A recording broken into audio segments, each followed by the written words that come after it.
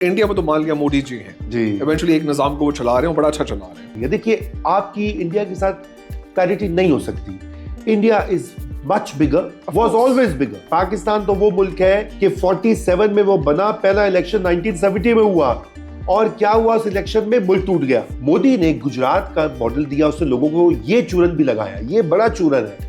वो ये कहता है मैं आपकी इकोनॉमिक लाइफ ट्रांसफॉर्म कर दूंगा। फिर हमने उसको, उसी चूरन को हमने यूज किया, बंगालियों को कहा कि तुम भी भाई हो मुसलमान, हम भी भाई हो मुसलमान, आओ इंडिया के खिलाफ लड़ते हैं। उन्होंने कहा ना भाई जी, सानू राइट्स दो। कि इंडिया में we are seeing a lot of rise of extremist violence, lynchings, mob lynchings, Muslims के अटैक्स। हम उनके साथ कांस्टेंट फड्डे में रहते हैं।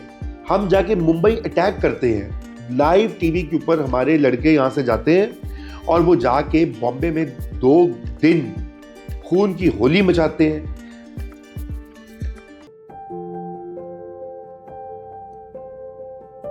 Alright guys, today we're here with Mr. Raza Rumi, TFT के साथ connected, पाकिस्तान के लास्ट फ्यू रिमेनिंग लिबरल्स में से। काफ़ी इनके ऊपर मुसीबतें आई, काफ़ी इनके ऊपर एक आध असैसिनेशन अटेम्प्ट भी हो चुका है, मुल्क से भागना पड़ा, मुल्क में वापस आए, मुल्क से फिर वापस गए, फिर वापस आए। बहुत सारा काम किया इन्होंने राइटिंग पे, NGOs के साथ, गवर्नमेंट्स के साथ, CSS के topper, not only that probationary group के अंदर टॉपर, और उसके बाद गवर्नमेंट सर्विस को छोड़ के प्राइवेट सेक्टर में। क्या आप पे इल्ज़ाम लग चुका है कि आप एलिटिस्ट हैं? जी बिल्कुल, इल्ज़ाम लग चुका है, रोज़ ही लगता है। मैं यकीनन आप ये समझ सकते हैं कि देखिए एलीट एक बहुत ही ब्रॉड वर्ड है। आप ये कह सकते हैं कि बिल्कुल I am privileged. HSN college में जो लोग जाते हैं उनमें से अक्सरियत प्रिविलेज्ड ही होते हैं। इवन वो के जो स्कॉलरशिप से भी पहुंच जाए वो भी प्रिविलेज होती है। आपको स्कॉलरशिप मिली हुई थी? नहीं, वो मतलब मैं मुझे नहीं मिली हुई थी, लेकिन मैं और हवाले से बात कर रहा हूँ। लेकिन ये कि ये बिल्कुल इल्ज़ाम लगता है। और देखिए वैसे भी मैं आपको बताऊं कि पाकिस्तान में तो जो अंग्रेजी बोलते हैं और लिखते हैं और समझते हैं वो खुद ही एक प्रिविलेज तबका है, क्योंकि वो है ही 1%। सो ये इल्ज़ाम लग चुका है, लेकिन अब इसका क्या किया जाए? That's not something I designed bye my self, you know. उसके बाद सर आपने CSS किया? देखिए सिविल उससे पहले एक्चुअली मैंने अपने करियर का आगाज़ किया था आगा खान रूरल सपोर्ट प्रोग्राम में, नॉर्दर्न एरियाज गिलगित बल्तिस्तान में। यू नो मैंने उस वक्त अपना मास्टर्स कंप्लीट किया था सोशल डेवलपमेंट में जी। और मेरा यही था कि भाई आपको एक, आप यंग होते हैं, आप कहते हैं मैं दुनिया बदलूंगा, so you want to serve and you want to contribute. और उसी मेरे ख्याल से I was driven by that idea कि मैं सिविल सर्विस करूंगा। बहुत से लोग उसको देखते थे कि लोग करते हैं पाकिस्तान में फॉर पावर, फॉर टैका शैका, वो करते हैं to be influential, to be important, to be you know. But my aim was different. I wanted to do it, you know, join the government. और मेरे ख्याल था कि आप सिस्टम के अंदर जाकर कोई तब्दीली ला सकते हैं, कुछ इम्प्रूव कर सकते हैं, किसी का फ़ायदा कर सकते हैं। तो उस मैं नज़रिए के साथ गया था, to be honest. I was very clear then and I was very young. Of course I was naive because मुझे जाकर अंदाज़ा हुआ कि ऐसा you know मजाक नहीं होता। तुम सिस्टम को चेंज नहीं कर सकते। आप सिस्टम को बहुत मुश्किल है चेंज करना, और आप थोड़ी बहुत टिंकरिंग कर सकते हैं और आप बिल्कुल फ़ायदा पहुंचा सकते हैं लोगों को, आप जहाँ पे पोस्टेड होते हैं, जिस डिपार्टमेंट में होते हैं। मगर जो ओवरऑल निज़ाम है उसके ऊपर आपकी गिरफ्त नहीं होती, वो पॉलिटिकल चेंज से होता है। तो साहब निज़ाम पे जो मैंने सुना हुआ है, इन एनी सिस्टम अगर आप ऊपर जाते जाएं, इवेंचुअली एक आदमी मिलता है आपको जो कि निज़ाम को कंट्रोल कर रहा होता है। जी। हमारे पास कौन सा सर? इंडिया में तो मान लिया मोदी जी हैं जी, इवेंचुअली एक निज़ाम को वो चला रहे हैं, बड़ा अच्छा चला रहे हैं। हमारे पास कोई ऐसा बंदा है जो निज़ाम कंट्रोल कर रहा है? देखिए एक ज़माना था कि सिविल ब्यूरोक्रेसी 60s में, 50s में और किसी हद तक 70s में भी वाज कॉलिंग द शॉट्स। उसके बाद जब पाकिस्तान में डिक्टेटरशिप स्टार्ट हुई है, जनरल अयूब खान, जनरल ज़ियाउल हक और जनरल मुशर्रफ, तो उसके बाद एक सिविल ब्यूरोक्रेसी की अहमियत बहुत नीचे चली गई थी। वो अब एक इम्प्लीमेंटर्स बन गए हैं। और अभी जो पिछले 10-12 सालों में तो ये हो रहा है कि इस वक्त आर्मी चीफ जो होते हैं पाकिस्तान के, वो इस पोजीशन में होते हैं कि वो पॉलिसी की भी सेट करते हैं। हुकूमतें कौन सी बनती हैं, गिरती हैं, रहती हैं कि नहीं रहती, वो उनके हाथ में होता है। इसलिए if you want to ask one person is the army chief. अभी रिसेंटली हमने एक पॉडकास्ट किया था इब्तिदार आलम साहब के साथ। अच्छा। उन्होंने हमें कहा था जी कि पाकिस्तान में से जो आर्मी चीफ हैं वो वाइस रॉय का रूल या वाइसरॉय के पोजीशन में है कि जो क्वीन कहती हैं वो इम्प्लीमेंट हो जाता है। सवाल फिर ये क्वीन कौन है यहाँ पे? देखिए, ये बहुत, मैं समझता हूँ कि ये बहुत सिंपलिस्टिक बातें हमारे यहाँ शायद अवाम को समझाने के लिए कही जाती हैं। उसमें उसका एक फ़ायदा भी होता है। लेकिन बात ये कि ये रियलिटी बहुत कॉम्प्लेक्स और पेचीदा होती है। क्वीन और किंग के ज़माने तो चले गए। अब ये है कि पाकिस्तान की जो पावरफुल तबकात हैं, जिन्हें हम कहा जाता है अशराफिया, वो कौन है, पहले आप उसको डायसेक्ट कर लें, फिर आप देख लेंगे कि वो किस तरह से मुंसलिक है। देखिए, पाकिस्तान में हमने आर्मी का तो जिक्र कर लिया। आर्मी एज एन इंस्टीट्यूशन सबसे पावरफुल इंस्टीट्यूशन है, डंडा है उसके हाथ में, परमानेंट है, चीफ्स आते जाते रहते हैं, इदारा कंट्रोल में रहता है। सिविल ब्यूरोक्रेसी है, उसमें भी अफसर बदलते रहते हैं, ऊपर आते रहते हैं। वो नंबर 2 पे परमानेंट इस्टेब्लिशमेंट है, ठीक, सिविल मिलिट्री ब्यूरोक्रेसी, ठीक है। उसके बाद आते हैं आपकी पॉलिटिकल एलीट्स, उनमें एक म्यूजिकल चेयर्स हैं, आधे जेल में होते हैं, आधे बाहर होते हैं। फिर जो बाहर में वो आके 3-4 साल रूल करते हैं, फिर वो जेल चले जाते हैं, दूसरे आ जाते हैं। ये एक चक्कर चलता है। इस वक्त जो हमारे दोस्त जेल में हैं, हाँ, वो आपके ख्याल में थोड़ी देर में जेल में बाहर आएंगे? हम अभी उसकी बात करते हैं। तीसरा तबका है बिग बिजनेस। आप जैसे क्या कहना चाहिए, कॉर्पोरेट गुरुज जो है, वो भी एक बहुत बड़ा पावरफुल लॉबी है, और जो इन्फ्लुएंस करते हैं पॉलिसी को। आपने देखा नहीं कि आर्मी चीफ हमेशा बिजनेसमैन से मिलते हैं, कराची में जाके, लाहौर में आके, उनका ताल्लुक ही वहां से होता है, उनका अपना इंटरेस्ट जी, व्हिच इज प्रोटेक्टेड। तीसरा वो है, ठीक है जी, तबका। चौथा, अब पाकिस्तान में ये जनरल, ये मुशर्रफ के ज़माने से अदलिया जो है, सुप्रीम कोर्ट के चंद जजेस जो है, वो भी एक पावरफुल एक्टर्स बन गए हैं। वो तो ये मैं आपको ये तबकात की लिस्ट बता रहा हूँ, ठीक है। और फिर पांचवा, मीडिया भी, चूंकि वो आज़ाद हो गया है बड़ी हद तक, प्राइवेट चैनल्स आ गए हैं, वो धड़ाधड़ क्लास देते हैं, उनको हर वक्त कंट्रोल की कोशिश होती है। तो ये सब पावर 5-6 ये मेजर ग्रुप्स हैं। अब इनमें आर्मी, सिर्फ आर्मी के पास डंडा है, इससे ज्यादा पावरफुल है। बाकियों के पास उतना डंडा नहीं है, लेकिन बाकियों के पास ब्यूरोक्रेसी के पास रूल्स हैं, you no, they can they can make your life difficult, ठीक है ना। तो सवाल ये है कि अब इनको कौन कंट्रोल करता है? मेरे ख्याल से कोई ऐसा चाहिए, लोग कहते हैं जी अमेरिका कंट्रोल करता है, सऊदी अरेबिया कंट्रोल करता है, चाइना वो कर रहा है। ऐसा नहीं है, मुख्तलिफ इंटरेस्ट होते हैं मुख्तलिफ ग्रुप्स के साथ, और वक्ती तौर पे वो बदलते हैं। ये बात दुरुस्त है कि पाकिस्तान की स्टेट का झुकाव अमेरिका की तरफ है। मैं आपकी वो जो आंसर है ना उसको कर रहा हूँ, वो जो क्वीन किंग वाला जो आपने सवाल पूछा।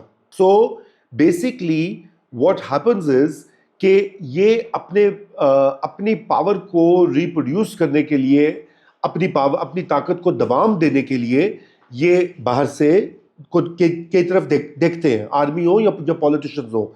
अमेरिका को देखते हैं, सऊदी अरेबिया को देखते हैं, चाइना के साथ अब सीपेक ने किया, नवाज शरीफ ने पूरा काम। तो चुनाचे वाकया ये है कि कोई भी एक फॉरेन पावर नहीं है एज सच। मे बी आप ये कह सकते हैं कि जब कोल्ड वॉर थी तो अमेरिका का बहुत रोल था, क्योंकि यूएस के डॉलर्स आते थे, आर्म्स आते थे, तो फिर एक डायरेक्ट लिंकेज था। मुशर्रफ के ज़माने में वॉर ऑन टेरर थी, ज़िया-उल-हक के ज़माने में अफगान वॉर थी, तो वहाँ पर एक डायरेक्ट अमेरिकन, जिसे कहना चाहिए, इंटरफेरेंस या फुटप्रिंट होता था। आजकल ऐसे हालात नहीं है। अब तो हम कहते हैं कि खुदा के लिए कोई हमें पैसे दे दे। देखो अभी देखे ना, वो पीटीआई वाले भी, वो रिचर्ड ग्रेनल, एक ट्रंप ने पॉइंट किया, रोजाना उसकी खुशामदें कर रहे हैं, देखो सर क्या कर रहे हैं पाकिस्तान में, सर कुछ करें ना हमारा, और वो भी यही करते हैं। साहब, आजकल तो अमेरिका और चाइना प्रॉब्ली दोनों की दोस्ती इंडिया से ज्यादा और पाकिस्तान से तकरीबन बड़े नहीं है ना, यही तो मसला है। और अमेरिका और चाइना की, देखिए, ये जो मुल्क हैं सारे, they work on their national interest.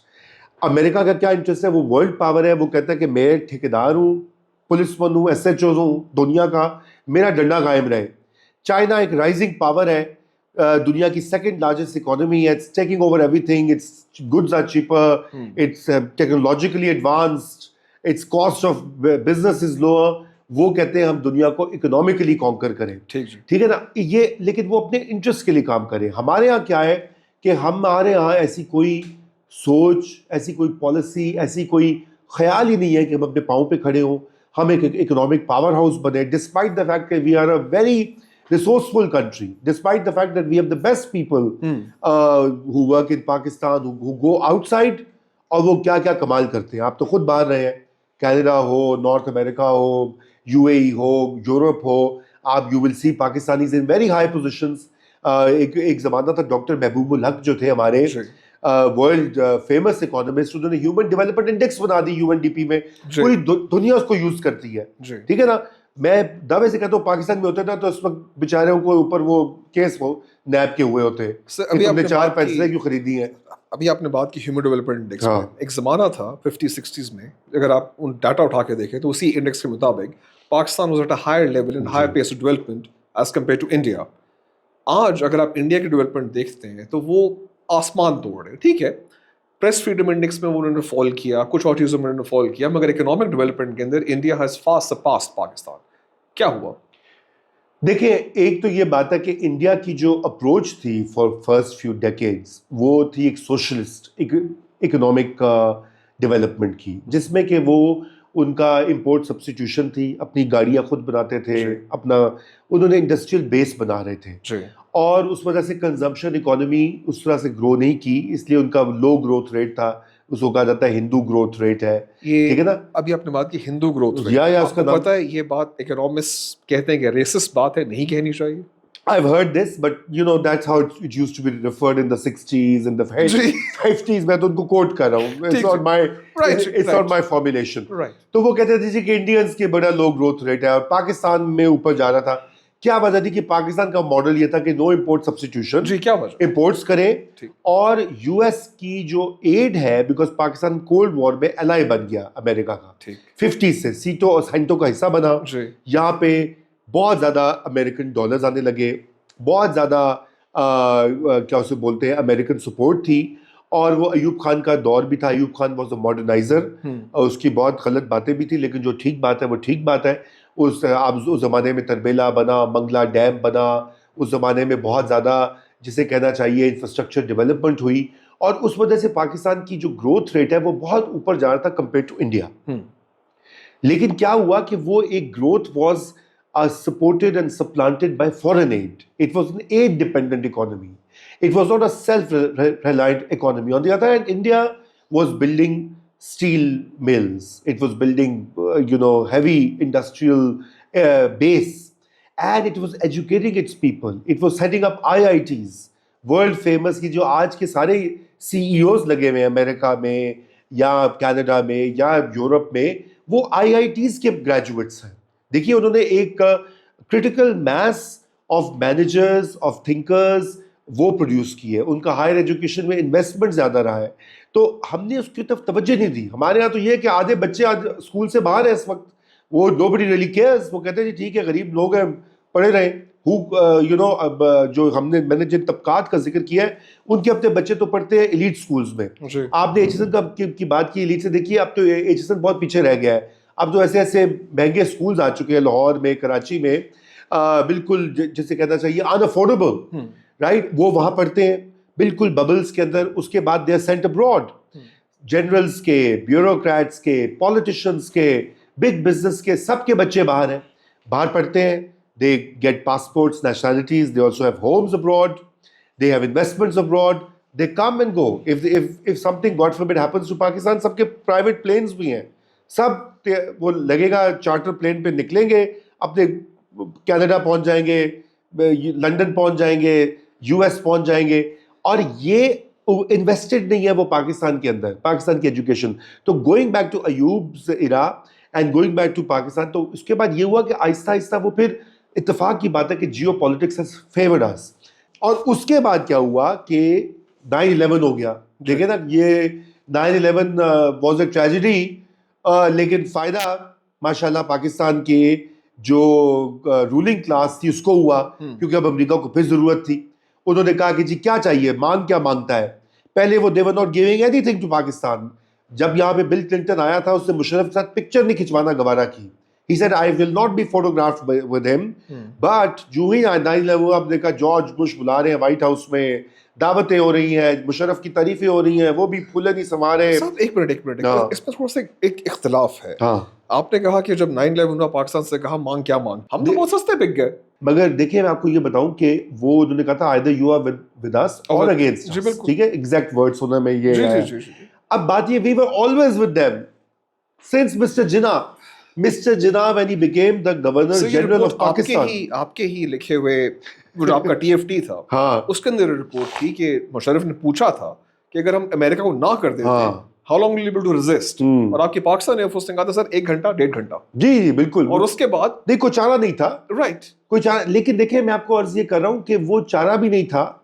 सुबह से कौन लड़ता, पागल हमाकत सद्दाम ने किया था ना, क्या उसका हाल हो गया, खत्म हो गया। 7th फ्लीट अगर आके खड़ी हुआ हाँ, एक बिल्कुल, एयरक्राफ्ट बिल्कुल। Carriers enough to wipe out Pakistan air force. वो बिल्कुल ठीक है, लेकिन देखिए ये सवाल भी ऐसे ही, ये तो रेटोरिकल गुफ्तगू हुई होगी। ये हम लोग पाकिस्तान में कहते हैं जी मुशर्रफ वैसे कर लेता वैसे कर लेता। पाकिस्तान की state from day one has been aligned with the west, has been in the western camp always। और हमारे गवर्नर जनरल फाउंडर जो है, फाउंडिंग फादर, उन्होंने खुद खत लिखा था अमेरिका को कि आप हमें एड दीजिए, हमें ज़रूरत है एड की, हम एक नया मुल्क है, हम वीक हैं, इंडिया हमारा बड़ा नेबर है, हमने तरक्की करनी है। बाद में भी उसके तो सेंटो कोल्ड वॉर स्टार्ट हो गई तो पैसे आना शुरू हो गए।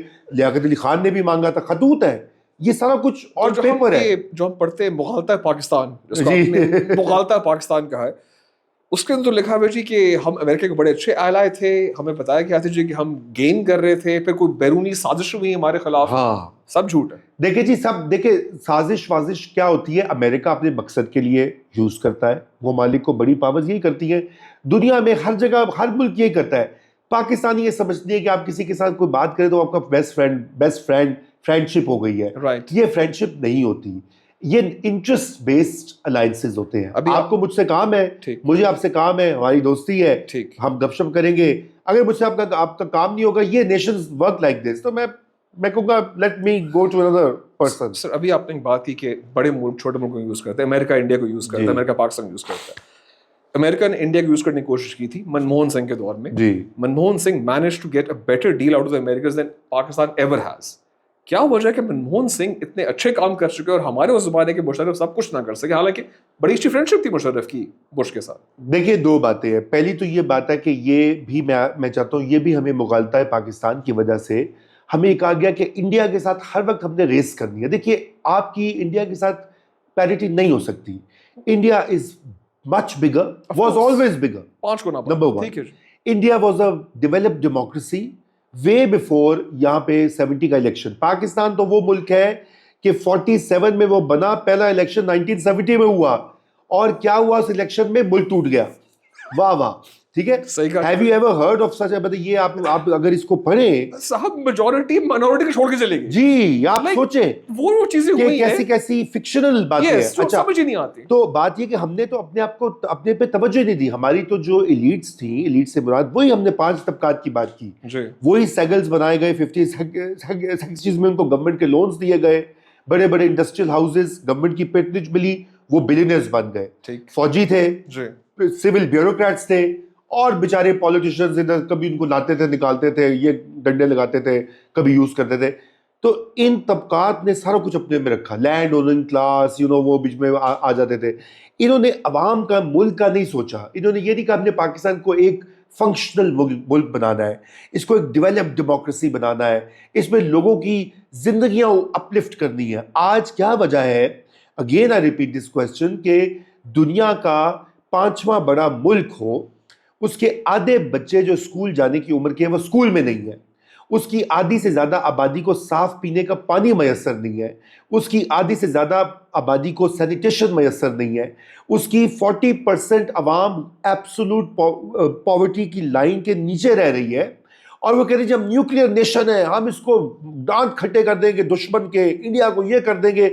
ऐसी ऐसी तकरीरें हमारे करते हैं आर्मी वाले, सिविलियंस बड़ी बड़ी डींगे मारते हैं। भाई अपने मुल्क का हाल देखो, आधा मुल्क आपका बिलक रहा है, उसकी तरफ कोई तवज्जो नहीं होती। आपको, if Pakistan has to become stronger and has to become a viable functional country, it has to, you have to invest in people. और चाइना ने कैसे तरक्की की है, देखिए वही बात आ जाती है, बिकॉज हम यही इश्यूज में बात करें। चाइना 49 में, चाइना जो है मॉडर्न चाइना की जर्नी स्टार्ट हुई है। 70s तक चाइना एक गरीब मुल्क था, rural poverty, urban rural disparity. आप देखिए लेट 70s में फैसला किया कम्युनिस्ट पार्टी ने, उन्होंने कहा हमने एक गोल रखना है, हमने अपलिफ्ट करना है अपनी कौम का फ्यूचर, और they initiated all market economy reforms, वो ये, और massive investment in health and education. ठीक है। वर्कर हेल्दी होगा, अच्छा काम करेगा, वर्कर स्किल्ड होगा, अच्छा पुर्जा बनाएगा, अच्छी प्रोडक्ट बनाएगा। मैसिव मैसिव इन्वेस्टमेंट, और आज उस इन्वेस्टमेंट की वजह से चाइना ने एब्सोल्यूट पॉवर्टी को खत्म कर दिया है, नंबर 1। नंबर 2, चाइना ने वर्ल्ड जो है has emerge as the second largest economy and a threat to the sitting sole super power. सारी एंजाइटी जो आपने कहा, मैं मनमोहन की डील से आपसे बात कर रहा था, क्योंकि इंडिया जो है वो बड़ा था हमसे, उन्होंने इन्वेस्ट किया अपने लोगों में, देखे ना आहिस्ता आहिस्ता उसके फ्रूट सामने आ रहे हैं। अच्छा, और दूसरी बात ये थी कि इंडिया चाइना और पाकिस्तान तो एलाइज हैं। यूएस ने मुकाबला करना है चाइना का, इंडिया उसका पार्टनर है यहाँ पे, पाकिस्तान तो नहीं करेगा, पाकिस्तान तो डिपेंडेंट है चाइना पे फॉर आर्म्स। उनको पता है अमेरिकन को, बल्कि हमने अमेरिकन और चाइनीज की बातचीत कराई थी किसिंजर और भुट्टो साहब के जमाने में, राइट। सो बात यह कि वो कभी भी ये नहीं हमारी तरफ वो हमें सिविलियन न्यूक्लियर डील देते, उन्होंने अपने इंडिया को अपना लाडला छोड़ लिया और अब वो उनका पक्का पार्टनर है। ठीक है, हम जाके कहते हैं जी याद करो हमने तुम्हारे लिए क्या क्या मोहब्बत में बातें कही थी, क्या वो कस्में, वो वादे, खून बहाया, हमारे लोग मरे। वो कहते हैं well you know you got money for that, right, we gave you $30 billion in the during the war on terror. ये वो $30 billion वो हमने खा पी के बराबर कर दी। देखिए खा पी का, अच्छा मैं दूसरी बात ये कहूँ कि आपने वो कहा कि मुशर्रफ के ज़माने में, कि देखिए मुशर्रफ के ज़माने में इकोनॉमिक ग्रोथ तो हुई, मॉडल उसका अच्छा नहीं था, कंजम्पशन लेड ग्रोथ थी। शौकत अजीज टाइप बैंकर्स प्राइम मिनिस्टर थे, फाइनेंस मिनिस्टर, उन्होंने ये लोन्स और ये कंज्यूमर इकोनॉमी, क्रेडिट कार्ड, तो एक बूम तो आया, 6% 7% तक ग्रोथ रेट पहुंची पाकिस्तान में। उसकी वजह से मिडिल क्लास एक्सपैंड हुई। आज पाकिस्तान की जो मिडिल क्लास है वो इस खित्ते में सबसे बड़ी मिडिल क्लास है। ये हम भूल जाते हैं, एक ज़माना था हमारी मिडिल क्लास बहुत छोटी होती थी, इंडिया की बड़ी होती थी in as a percentage of the total population. जाहिर बात अभी भी हमसे बहुत बड़ी है, बिकॉज वो 1.34 और 1.4 बिलियन, जी बिल्कुल। तो वो हुई, वो उसके सम्राट आए, टेलीकॉम में इन्वेस्टमेंट हुई, मीडिया डीरेगुलेट हुआ, बैंकिंग सेक्टर एक्सपैंड हुआ, जो चीजें हुई वो हुई। ये हमें उसको मतलब हर चीज में ये कि मुशर्रफ चूंकि डिक्टेटर था, Pakistani pushed him out of power, लेकिन उसका ये मतलब नहीं कि जो चीजें उसके जमाने में कुछ बेहतर हुई, लोकल गवर्नमेंट का निजाम लेकर आया, पुलिस को रिफॉर्म करने की कोशिश की वगैरह वगैरह, ये हम भूल जाते हैं। और ये जो उसकी मुनासिब बातें थी, उसका प्रॉब्लम वही हो गया जो हर डिक्टेटर को होता है कि पावर में, कुर्सी में कैसे चमटे रहूं, राइट। ये नहीं कि मैं हर चौधरियों से हाथ मिला लूं, अपनी कई बातों को भुला दूं, डंडे लगाऊं, कोर्ट्स को मैनिपुलेट करूं, इमरजेंसी लगा दूं। He became desperate for power like all dictators, ठीक है ना। तो वो मसला हुआ। लेकिन coming back to India versus Pakistan and China, so the thing is that all countries in the world today, जो एग्जाम्पल्स हैं, आप एडवांस नॉर्थ को भूल जाइए ना, कनाडा शनाडा, ये तो हमारी लीग, हम उनकी लीग में नहीं है। आप वियतनाम को देखें, ठीक है, recovering from the most brutal terrible war which killed millions of Vietnamese, जी ठीक है ना, तबाह हो गया वो मुल्क, कैसे वो राइज करके एक दुनिया की बड़ी इकोनॉमी बन गया। Malaysia, I am sure you know कि चाइना की बड़ी इन्वेस्टमेंट है वियतनाम के अंदर, पोर्ट डेवलपमेंट के अंदर, पोर्ट ओनरशिप के अंदर। लेकिन खुद वियतनामीज में तो कुछ कर रहे हैं ना। हमारे यहाँ तो होता है कि अमेरिका आजा, सीपैक आजा, सऊदी अंकल MBS पैसे लगा दो, $100 अरब की रोज प्रोमिस कर रहे हैं। वो जी सऊदी $100 अरब यहाँ पे डाल रहे हैं, कहाँ है? 1 मिलियन नहीं अभी तक आया। उसके देखिए कोई क्यों यहाँ इन्वेस्ट करेगा? You see we have to fix ourselves. Vietnamese fixed themselves. They brought in reforms. उन्होंने अपनी सिविल सर्विस को ठीक किया। उन्होंने कहा कि हमने इस मुल्क को तरक्की की शाहराह पे डालना है, चाइना की तरह। साउथ कोरिया ने कहा हमसे करीब था, क्लीशे है पाकिस्तान में कि जी साउथ कोरिया का 5 ईयर प्लान था, हमारा भी था, वो आगे निकल गए, हम पीछे रह गए। उन्होंने भी फैसला किया, उन्होंने कहा हमने अपने आप को गुर्बत से निकालना है। उन्होंने अपनी सिविल सर्विस को ठीक किया, उन्होंने वहाँ पे इन्वेस्टमेंट, प्राइवेट सेक्टर को लीड किया कि इस सेक्टर में पैसे डालो। यहाँ तो ये होता है कि जी मैं एक बिजनेसमैन हूँ, आप हुकूमत है, हुकूमत वक्त है, मैं जाता हूँ, आप कहते हैं आओ पाजी सा डील करिए, 500 तो 500 मेरे, बाकी ऐसी लाने मैंने लोन दे, ठीक है। This is how our unfortunately our capital accumulation is work. It is corruption rooted है उसके अंदर। सो साउथ कोरिया का मैंने example, Malaysia, Malaysia was a poor country, today Malaysia, आप if you been to Malaysia, I been to Malaysia many times, it's an advanced country. Of course. The infrastructure, Sure. the quality of life, the wages, high-end production, Singapore, Sure. Thailand, ये सारे ममालिक हमारे सामने हैं, ये अभी develop हुआ है. While we were struggling कि यहाँ पे वो कोड़े लगाता जनरल ज़ियाउल हक पीपीपी के जेलों को, और वो रोज आके तकरीरें करता मैं इस्लाम का किला बना दिया है और मैं मामा हूँ, ठेकेदार हूँ इस्लाम का. दुनिया तरक्की करी थी, चाइना रिफॉर्म कर रहा था, साउथ कोरिया रिफॉर्म कर रहा था, वो लोग आगे निकल रहे थे. यहाँ पे इधर इस्लामाइजेशन का सर, ये एक सवाल पूछना पड़ेगा मुझे आपसे, क्या पाकिस्तान इस्लाम का किला नहीं है? पाकिस्तान बिल्कुल नहीं है. उसकी वजह है कि पाकिस्तान से ज्यादा मुसलमान तो देखिए, बहुत अरसे तक इंडोनेशिया और इंडिया में ज्यादा मुसलमान थे, ठीक है ना. लेकिन यहाँ पे चूंकि हमने मुल्क बनाया मजहब के नाम पे, और फिर उसका चूरन बेचा लोगों को. आपको पता ना, चूरन तो बेचना होता है हर एक को, XYZ को, यानी कि शुरू से हो गया. मतलब जिन्ना साहब बेचारे, वो तो दोनों तरफ वो कहते थे, मॉडर्न भी थे, वो इस्लामिस्ट को भी साथ लेके चलना चाह रहे थे. उसके बाद देखिए लियाकत अली खान, खुद एक लिबरल मॉडर्न मुस्लिम, ऑब्जेक्टिव रेजोल्यूशन ले आए. उसके बाद हर कोई यहाँ पे तकरीर करता है. वो फिर 74 में भुट्टो साहब, जो कि यहाँ पे लाहौर में उन्होंने तकरीर की, उन्होंने कहा मैं शराब पीता हूँ, अवाम का खून नहीं पीता, और अहमदियों को डिक्लेयर कर दिया नॉन मुस्लिम. दुनिया की कोई पार्लियामेंट ऐसा नहीं किया. There is no example, you know, I have tried to look. मैंने कहा कोई पार्लियामेंट मिल जाए जिसने के लोगों के कहा कि तेरा मजहब ये है, ये नहीं है. नॉनसेंस. अच्छा, देन आप देखिए, आज भी देखिए, आज वो जो जिनका आपने जिक्र किया जेल में हमारे हैंडसम हीरो हैं, वो इस्लामिक टच का कार्ड खेल खेल के वो वहां से भी जिहाद कर रहे हैं. वो क्या इया काना बुदू व इया काना स्टाइन, और ये और वो. उनकी बेगम जो है माशाल्लाह, वो पूरी एक इस्लामी शायर, और क्या उसे बोलते हैं, बुरका नहीं, बुरका भी, और वो जो उनकी जो डिस्कोर्स है, वो सारा है इस्लामिस्ट के जैसे. यहाँ पे पाकिस्तान की स्टेट जो है वो एक कुफार है, जिनको डिफीट करना है केपी से मोमिनों ने आके, ऐसी बात वो करें. अच्छा, लेकिन जो पावर में बैठे हुए हैं वो भी कम नहीं है. इन्हीं नवाज शरीफ के दौर में ब्लास्फेमी लॉज को स्ट्रेंथन किया गया. यही नवाज शरीफ जो है ब्लास्फेमी, वो मजहब कार्ड खेलते थे, और अभी भी उसका मजहब कार्ड का जवाब मजहब कार्ड से आता है. ये नहीं आता कि कोई खड़ा होकर कहे स्टॉप दिस नॉनसेंस, इस मुल्क में मजीद फिरका वारियत मत पैदा करो, don't divide the people, don't fool people. लोगों का पेट जो है वो मजहबी चूरन से नहीं भरेगा, जॉब से भरेगा, तालीम से भरेगा, इकोनॉमिक डेवलपमेंट से भरेगा. मगर साहब, ये तो सब कॉन्टिनेंट का इशू लगता है कि मजहब का चूरन इंडिया में बेचा जाता है. बिल्कुल. मुसलमानों को मुसलमानों से वोट लिए दिलवाए जाते हैं. Congress has been playing the card for मजहब, for Muslims, and their Islamic parties there to.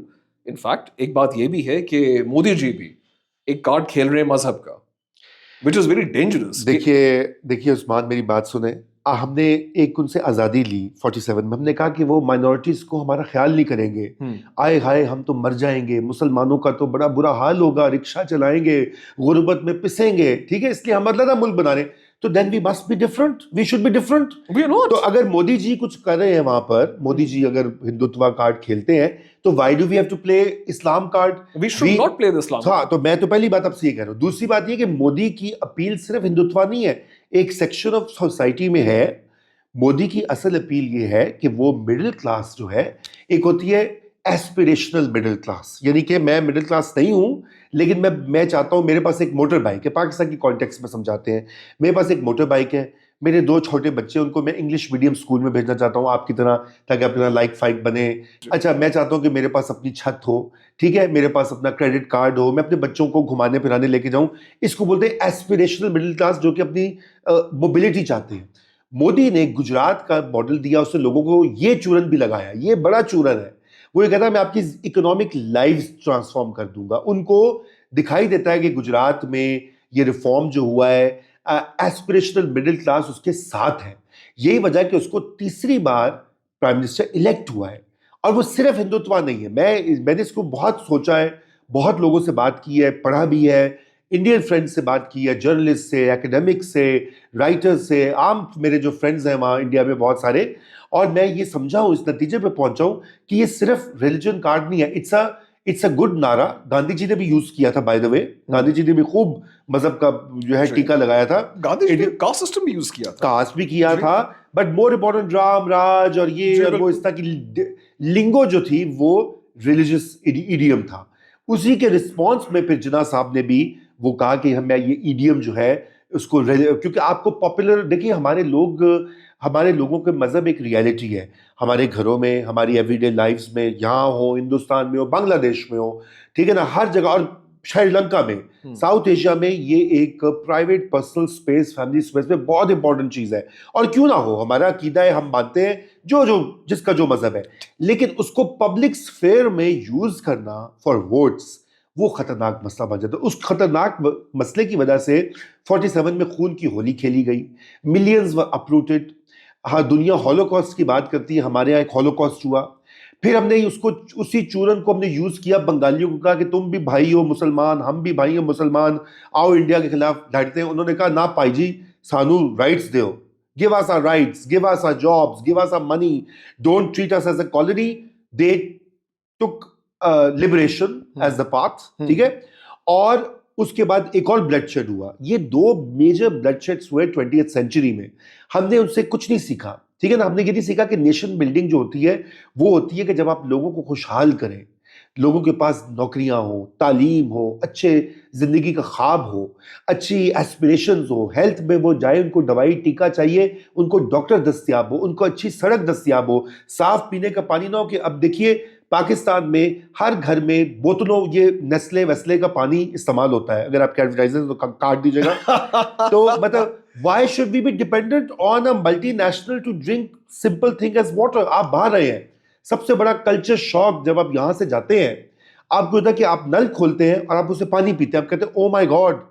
मैं जब शुरू में गया अमेरिका, तो मैं 3-4 बार तो मुझे लगा कि मैंने ये पानी पी लिया मुझे कुछ हो जाएगा, क्योंकि आपको पता है कि यहाँ पे कॉलरा हो जाएगा, हैजा हो जाएगा, पेट खराब हो जाएगा, कुछ और मसला बन जाएगा। वहां पे उन्होंने ये बेसिक चीजें हैं यार, ये कोई मतलब लग्जरी नहीं है कि बेंटले मांग रहे हैं लोग, या लोग कह रहे हैं मुझे हाई वेजेस दे दो सिंगापुर वाली। ये बेसिक काम है, साफ पानी पीने का पानी। साहब, यू रियलाइज कि पाकिस्तान के अंदर साफ हवा लेने के लिए I need to have 2 or 3 air purifiers. बताइए। नॉट ओनली दैट, हाँ, उन पे जो बिजली लगती है उस बिजली को मैं टैक्स दे रहा हूँ। बिल्कुल मैं अपनी हवा के ऊपर टैक्स दे रहा हूँ। बिल्कुल। आप पानी की बात करें, यहाँ तो बंदे को हवा साफ नहीं मिलती। जी बिल्कुल। तो ये किसने किया? ये हमारी, because lack of commitment to people. People are not the commitment. Going back to our earlier point कि जब तक people are not made a priority, एक जमाना था, मैं समझता हूँ भुट्टो साहब का जो दौर था 72 to 77, एटलीस्ट उनकी एक concerted policy. He made a lot of blunders, mistakes, like this Ahmadiyya declaration of non-Muslims, like picking up his opponents, jailing them, crushing the media. But उन्होंने जहाँ पे अच्छे काम किए कि उनको यह था कि पाकिस्तान जो है उसकी अवाम, लेबर, वर्किंग क्लास को, पेजेंट्स को, ये अभी 2 मरला स्कीम, 3 मरला स्कीम ज़मीनें जो हैं, ये अभी तक उनके भुट्टो के ज़माने की चल रही हैं। वो रीडिस्ट्रीब्यूटिव एक उनका काम था। उसके बाद से आई रियली हैवंट सीन। थोड़ी बहुत कोशिश स्टार्ट की बेनज़ीर भुट्टो ने, she was not given a chance. Nawaz Sharif का मॉडल फर्क है, वो ये कहता है कि जी इकोनॉमिक ग्रोथ करो और वो ट्रिकल डाउन होगी, सड़कें बनाओ, ब्रिज बनाओ, पुल बनाओ, टैक्सियां दो, लोन्स दो, जो भी ये करते हैं शरीफ मॉडल्स। बट उसकी ट्रिकल डाउन बड़ा लॉन्ग प्रोसेस होता है। सब इंडिया का पर्सपेक्टिव हमारे बारे में एक काफ़ी हद तक ये है कि हम एक्सट्रीमिस्ट नेशन है। बहुत सारा इंडियन मीडिया और इंडिया आउटपुट देखता है जी कि पाकिस्तान टेररिस्ट मुल्क है। काफ़ी साल हो गए कि पाकिस्तान ने कोई टेररिस्ट अटैक नहीं किया इंडिया पे। कोई उम्मीद है कि ये सीन बदलेगा, या अभी तक उनको बॉम्बे याद है और उनको बाकी सब याद है जो हरकतें थी पाकिस्तान में? देखिए, अब बात यह है कि मेरे ख्याल से बहुत से लोगों का दिल तो करता होगा कि चले एक और जत्था भेजते हैं जिहादियों का, जाके श्रीनगर को लिबरेट कराएं। ऐसा ना करें, ऐसा ना करें, पिछली बार बड़ी बार पड़ी। ठीक है, या दिल तो करता होगा कि जाके थोड़ा दंगा करें, ठीक है ना, क्योंकि ये इसमें तो माहिर हैं हम। लेकिन मसला ये हुआ है कि जब से अफगानिस्तान से इंटरेस्ट हटा, पाकिस्तान की वो मोहब्बत और प्रोटेक्शन जो थी वेस्टर्न वर्ल्ड से, वो नहीं रही। इसलिए financial action task force FATF जो है, उसके तहत पाकिस्तान को इतना स्क्वीज किया गया है कि उसकी आपको पता है कि कितनी 31 कंडीशंस थी, और बाकी बहुत सारे मुल्क है, इवन यूके वायलेट्स एफएटीएफ की कुछ एक दो condition, money laundering. UAE has been known to जी, violate. मतलब यूएई तो चले देखे ना, वो भी उनके पास भी कैश बहुत है, अच्छा, ठीक है पैसा ना, बड़ा है। कैश हो तो दुनिया में आप कुछ भी कर सकते, you can write away with murder. हमारे यहाँ एक लिबरल हमारे एक लीडर थे, शहीद मैं उन्हें कहूंगा, हाँ। सलमान तासीर जी, कल ठीक है उनकी बरसी थी, बिल्कुल। जी हाँ बिल्कुल। अभी सलमान तासीर साहब का जो मर्डरर था, I would call him murderer, जी सेलिब्रेट किया गया पाकिस्तान में। जी बिल्कुल। इसी तरह इंडिया में अजमेर में दरगाह में बॉम्बिंग हुई, जब उनके सस्पेक्ट छूटे उनको भी सेलिब्रेट किया गया। क्या चक्कर है कि रिलीजन का एक्सट्रीमिज्म दोनों मुल्कों में सेलिब्रेट किया जा रहा है? देखिए, मैं फिर से आपको ये बात कहूंगा कि इंडिया में we are seeing a lot of rise of extremist violence, lynchings, mob lynchings, Muslims के अटैक्स। इंडियंस तो कहते हैं पाकिस्तानी भी ये कर रहे हैं। अच्छा, मगर वो स्केल जो है आप उसको कंपेयर करें, compare to the scale in Pakistan, और कब से हो रहा है। इंडिया में अभी हुआ है, ये 10 साल में ज़्यादा शिद्दत आई है। मोदी की वो जो बीजेपी की जो एक्सट्रीम विंग्स हैं वो इस चीज़ के ऊपर सियासत करते हैं। बीफ का गोश्त जा रहा है, पकड़ के मार दिया, या उनको जेल में डाल दिया, या उनको डंडे मारे, लहू लुहान कर दिया, ट्रेन में आया उसको जोते मार दिए। हमारे यहाँ तो सिस्टेमिक लीगल एक्सक्लूजन है। जी, इंडिया में तो मनमोहन सिंह हिंदू नहीं था, वो सिख था, वो प्रेसिडेंट, वो प्राइम मिनिस्टर बना, 2 टर्म्स किए। अबुल कलाम जो था मुसलमान खानदान से था, जी, मौलाना अबुल कलाम आजाद एजुकेशन मिनिस्टर थे, जी। ठीक है ना। ये मोदी जी के जमाने में जरा ये वो हिंदू, इंडिया में तो कोई पाबंदी नहीं है, आप पारसी हो, मुसलमान हो, हिंदू हो, you can become the president और the prime minister. In Pakistan you cannot be hold the office of either the president और द प्राइम मिनिस्टर अगर आप मुसलमान नहीं है, क्योंकि आपकी जो ओथ है, पहली तो ये बात है। आपने इस आदमी कादरी का जिक्र किया, तो आप देखें कि कादरी का के ऊपर फूल किसने बरसाए। अगर तो देखिए, कोई देहाती लोग आ जाते, उनको बताया था कि जी वो ब्लास्फेमी का चक्कर था। ये पढ़े लिखे वकला, लॉयर्स, वो उसको अपना हीरो मान रहे थे, फूलों की पत्तियां निछावर कर रहे थे।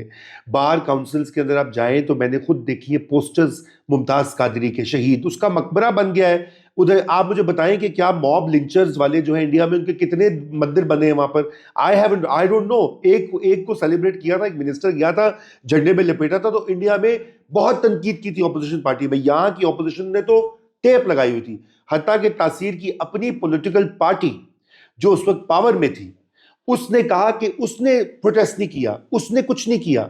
इस पंजाब पुलिस ने एक इंक्वायरी नहीं की कि वो जो एलीट फोर्स के अंदर ये बंदा रिक्रूट कैसे हुआ, ये प्लानिंग कर रहा था, इसका बॉस क्यों नहीं इसको चेक कर रहा था, इसकी स्क्रीनिंग हुई कि नहीं, इसका साइकोलॉजिकल टेस्ट हुआ कि नहीं हुआ, नो नथिंग। ये हर जुम्मे की नमाज जो होती है उसकी दुआ, अब तो मुझे नहीं जो है मालूम, लेकिन कम से कम मैं बचपन में तो बाकायदगी से मस्जिद में जाता था जुम्मे की नमाज पढ़ने, और जुम्मे की नमाज के बाद जो मौलवी साहब होते थे वो सारी दुआएं शायद करते थे, पाकिस्तान को ये हो जाए, तरक्की हो जाए। उसके बाद वो कहते थे कि या अल्लाह इजराइल को नीस्तो नाबूद कर दे, या अल्लाह इंडिया को नीस्तो नाबूद कर दे। आपके नेबरहुड में वो नीस्तो नाबूद होगा, मलबा सारा थे आ जाएगा। मतलब जस्ट इमेजिन कि हाउ इरैशनल इट इज। तो जब आप ये चीज हर जुम्मे को सुनने वाला, पढ़ा लिखा हो कि अनपढ़ हो, उसके ज़हन में जाते हैं कि ये यहूदी और यहूद और हनूद साजिश कर रहे हैं, ये इस्लाम का किला है और उनको तबाह करना हमारा मिशन है, गज़वा हिंद करना हमारा मिशन है, इजराइल पे बम मारना, मिसाइल मारना हमारा हमला। तो फिर कैसी कौम आप बना रहे हैं? यही बनेगा ना। तो इसलिए एक्सट्रीमिज्म, और मुझे इससे कोई गरज नहीं है, मोदी इंडिया में जो मर्जी कर रहा है वो उसका और इंडियंस का मामला है।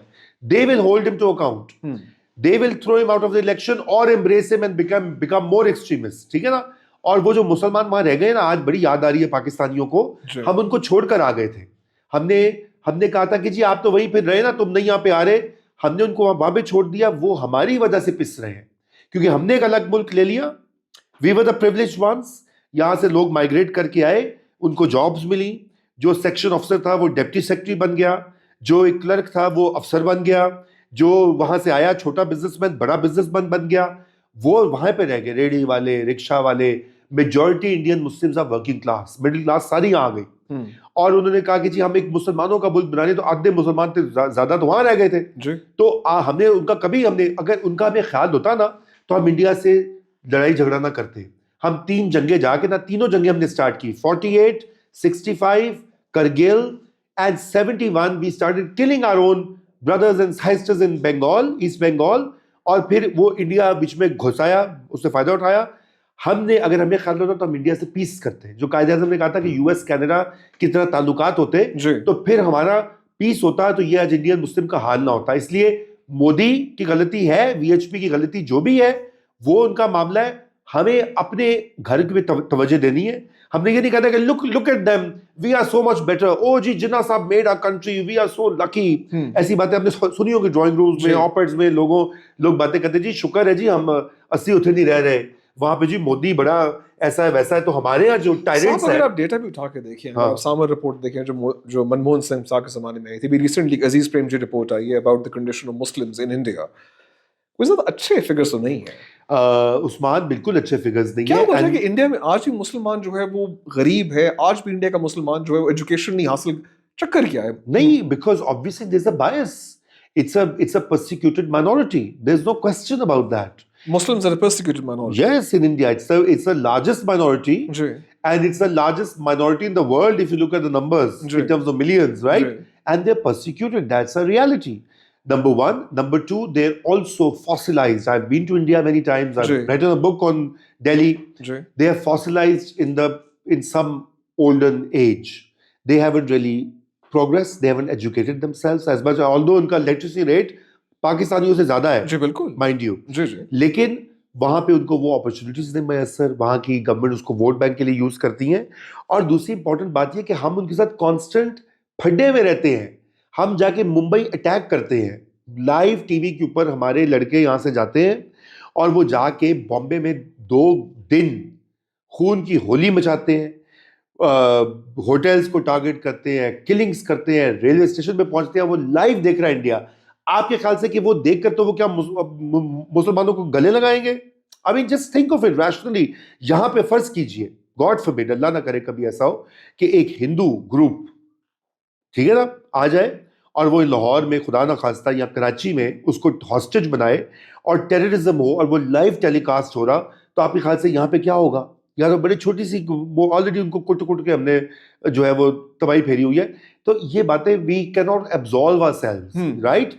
We feel for them. Right. Solidarity is there, but if we really want solidarity, we must work for peace with India, to care for those, ताकि हम उस पोजीशन में आए कि हम उसके ऊपर कोई डायलॉग कर सकें. हम इंडिया से डायलॉग करने की पोजीशन में नहीं है अभी. तो नहीं है ना, इंडिया बात ही नहीं करता. वो कहता है आप टेररिज्म के आप टेररिज्म करते हैं और ये करते हैं और वो करते हैं. देखिए ना, पठानकोट हुआ अभी, ये जो 2 टेरर इंसिडेंट्स हुए, फिर वो जो एयरफोर्स वाला सारा, एग्जैक्टली वो चक्कर हुआ. उसके बाद हम हमारी तरफ से, और अब प्रॉब्लम ये कि Modi is also belligerent. He is very aggressive about Pakistan. या he doesn't want to, he says why should I talk to Pakistan? He doesn't need to talk to Pakistan. I mean, you know, there's a divided opinion in India also. Some people say he should. You know, it makes a lot of sense to. मगर ज्यादातर लोग कह रहे हैं कि पाकिस्तान से बात करने की जरूरत है. जी, जो हॉक्स है, हॉक्स कहते हैं छोड़ो जी, क्या जरूरत है, we are doing so well, हम तो आगे निकल रहे हैं. लेकिन बात करनी क्यों जरूरी है? Number 1, things like climate change. Climate change एक ऐसा इशू है जो कि इंडिया और पाकिस्तान में कॉमन है. हमारी, आप देखें लाहौर की स्मॉग की, आप एयर प्योरीफायर्स की बात कर रहे थे, तो जब तक हम इंडियन पंजाब और पाकिस्तानी पंजाब कोऑपरेट नहीं करेंगे, ये कैसे होगा? हमारे रिवर्स, हमारे बॉर्डर्स, हमारी हवा, हमारे ग्लेशियर्स, हमारे mountains are common. They don't follow this 1947 Radcliffe commission award. वो एक नेचर है. सो वी हैव टू, अगर हमें अपनी एनवायरनमेंट को बचाना है, क्लाइमेट के लिए आगे काम करना है, अपनी जनरेशंस को बचाना है, तो we have to talk to India. We have to cooperate and find some way to make it happen. Sir, अभी आपने बात की थी पाकिस्तान के, लाइक अभी आपने मेंशन किया था पाकिस्तान के ब्लास्फेमी लॉज. या क्या इज देयर एनी पॉसिबिलिटी कि पाकिस्तान के ब्लास्फेमी लॉज खत्म हो जाए या उनको ऑफ द बुक्स या उनको मॉडिफाई कर दिया जाए? कोई चांस है इस चीज का? नन, नेक्स्ट टू नील. उसकी वजह ये है कि कोई भी कानून बनने से या उसको अमेंड करने के लिए आपको पब्लिक सपोर्ट चाहिए होती है, किसी किस्म की पब्लिक ओपिनियन चाहिए होता है. आप मुझे बताएं, आप खुद भी माशाल्लाह बड़े समझदार हैं, आपके ख्याल से हम 50 लोगों के या 500 या 5000 के अलावा कितने लोग हैं जो उसका सपोर्ट दें? वो तो कहेंगे, वो तो बल्कि पॉलिटिकल पार्टीज एक दूसरे पे हमला करेंगी. इंडिया के अंदर नेहरू साहब आए, नेहरू साहब ने लैंड रिफॉर्म्स किए और फॉरेन फ्यूडलिस्ट को खत्म कर दिया। पाकिस्तान में फ्यूडल्स स्टेड ऑन। इनफैक्ट कोई ऐसे मेजर लैंड रिफॉर्म कुछ आए भी वो रिवर्स हो गए।